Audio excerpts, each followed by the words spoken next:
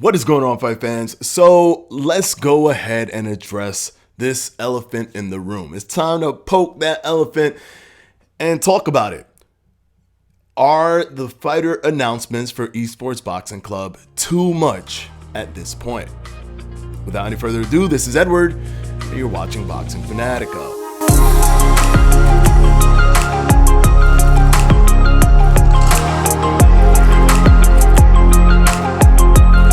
Now, you guys know me. I don't shy away from anything. I don't shy away from anything that seems to be a negative thing being pushed towards Esports Boxing Club, or the things that are positive being pushed towards Esports Boxing Club. But this is something that I feel that I need to address because it's becoming more prevalent in terms of people voicing their concerns on Twitter, on YouTube, on the comment section, and other people's videos like King Juice or Study. I'm seeing all of these kind of like negative kind of push towards, can they stop the fighter announcements because this is prolonging the game.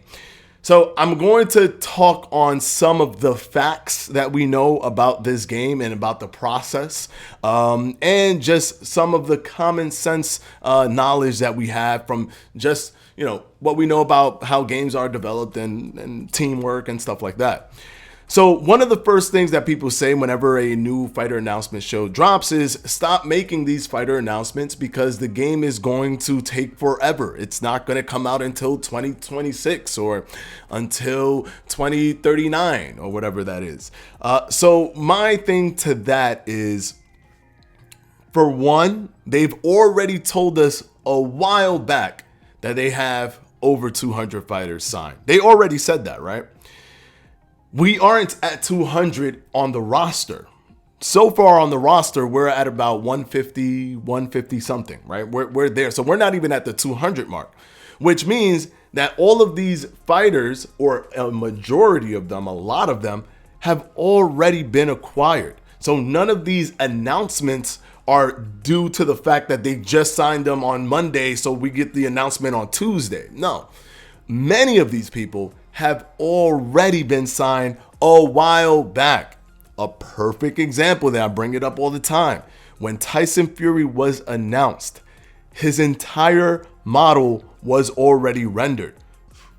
Tyson Fury's entire model, character model, in-game model, was already rendered. That means he had to go through the process of scanning. He had to go through the process of the sculpting and cleaning up the scan, taking out any artifacts that come from the scan. He had to go through the process of being animated and put into the game. And all of that takes time. So for him to go through that entire process and then be announced to us, this is way after he signed on the dotted line. Remember, he has to sign on the dotted line and also find time to go down to Steel City Interactive and also get scanned and get animated and put into the game. There's so much that has to go on before he gets fully rendered and animated into the game. And he was revealed to us at that final point where he's fully animated, where he's fully rendered. Guys, he's been acquired. That's proof that other fighters are also already acquired. We don't know how far into the process these other fighters are. Just because they tell it to us for the first time doesn't mean that they just signed them that week. That's number one. So in terms of that pushing the game back, you shouldn't worry about that, because if they said that they've already signed over 200 fighters and we don't have 200 people on the roster yet, I'm sure that these are most of these people are fighters that they already acquired, and they're just, for marketing purposes, strategically releasing these fighters. Number two, all of these fighters do not, I repeat, do not, and actually will not be on the final original release of the game, or actually not final, on the initial release of the game. Many of them are going to be part of the seasonal model. Remember, there's a seasons model to Esports Boxing Club where every season they'll update the game and there'll be new fighters to choose from and download and stuff like that. Plus there's DLC with Esports Boxing Club. So they could already have the core group of people that they want for the game, and it's already solid. It's already set in stone, and they're moving forward with going towards release of the game. And everyone else is going to be icing on the cake that can be added later, so it doesn't prolong the actual release date. Yes, do those people have to be rendered? Yes. Do those people have to be put into the game? Absolutely. But that can be done after the fact, and then it could be put into the game after the fact. So even if there's new people that they just signed and they start revealing them, it doesn't mean that it has to mess with the release of the game. It just probably means that maybe those type of fighters or that fighter, you won't get them in the actual initial release, but you would have to download later down the line. So in terms of release, don't assume that because we see more people being announced, that is going to push the game back further and further, because that was the kind of the reason they gave for why they pushed the game to begin with, in terms of doing justice to the marquee fighters. Hopefully that should dispel that notion in your mind to think that just because you hear a fighter being announced, that means that, oh, well, we got to keep pushing it now. We just announced some new guys. No, don't make that assumption. Now, let's talk about the fact that people are saying, well, if you're grabbing more fighters, that means you're not focused on developing the game. Bro, do you understand what it means to delegate work? Do you understand what it means to have roles? Do you think that the development team, the core development team that are developing the programming of the game, do you think they're out there trying to sign fighters? Do you think the creative director is out there trying to sign fighters? No, who's the person out there trying to sign fighters? Todd Grisham.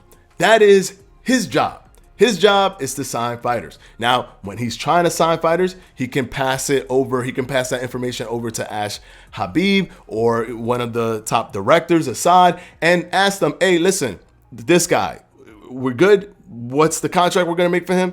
They set up the contract together and they give it to that person, and then that person signs on, and now we have a fighter. But the person going out there communicating, networking, connecting, and trying to get all these fighters signed is Todd Grisham. He's the one that's doing that work. Him doing that work, he's not programming the game. They're not saying, hey, Todd, stop programming. We're gonna make this thing take longer because we're gonna cut you out of programming right now so that you can go out there and grab some more fighters. No, he doesn't program the game. He's not working on the actual development in terms of the programming. So it's neither here nor there. If he grabs fighters or not, it doesn't change the work schedule for those who are working at Steel City Interactive. It doesn't change what they're doing in terms of getting the game ready for release. They're going to still get the game ready for release on the exact same pace, and they are not stopping to grab fighters. He has been delegated the position as talent acquisition to grab fighters for Steel City Interactive. So them grabbing fighters is not them saying, well, you know, we're not paying attention anymore to the programming because we just want to grab more fighters. Hey, everybody from the development team, come on, let's run around and just grab more fighters. No, that's not what's happening. And then also, let's get to another point that people are making. Why get all these fighters when people are just gonna create their own fighters anyways? People are just gonna create their own fighters and do what they want with, you know, they can make whoever they want because people are really good at that creative character stuff. That's awesome. And I think that that's perfect to fill any holes that need to be filled in terms of the roster when it releases. But who are you kidding? You don't want, it's not the same. For example, even Fight Night, that was super basic in terms of the way you could differentiate the fighters. They almost all felt like skins anyways. Even with Fight Night, it's not the same to use the created character Floyd Mayweather. You would much rather have Floyd Mayweather. It's not the same to use the created character Canelo Alvarez. You would much rather have Canelo Alvarez, not the created character Canelo Alvarez. But if we don't have Canelo Alvarez, yeah, we'll take the created character version. But I'd much rather have Canelo Alvarez. And another thing that people have to kind of rip out of their minds is this ain't Fight Night. This ain't Fight Night. There's more to the fighter in terms of the visual representation of that person in a video game. There's more to it than how they look.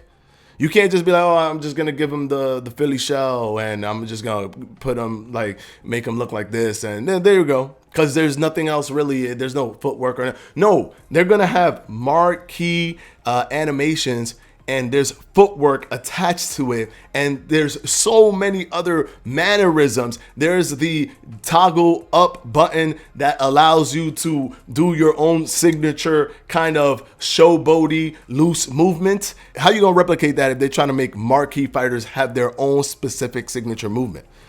I'm pretty sure Canelo Alvarez is a marquee fighter, so if Canelo Alvarez is gonna get his signature movements, how you gonna replicate that with generic movements that you put together? You might get close or might make it look decent, but you ain't gonna make it Canelo Alvarez. Canelo Alvarez is gonna make it Canelo Alvarez. We have to stop thinking that this is just fight night. Like, oh, this is just another fight night, and everything we've done in fight night, we could do it here.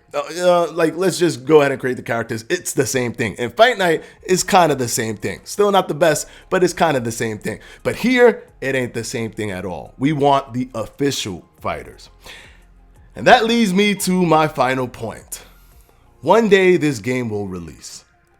If you're in the boat that it's not going to release this year, if you're in the boat that it's not going to even release next year, if you're in the boat that it's going to release in 2023 or 2024, one day this game will release. When it does, we don't know how successful it's going to be. We don't know what's going to happen. We don't know if we'll ever have this opportunity of fighters salivating to be in a boxing game ever again. These boxers took Fight Night for granted. It came out all the time. Some people wanted to be in it. Some people, I don't care.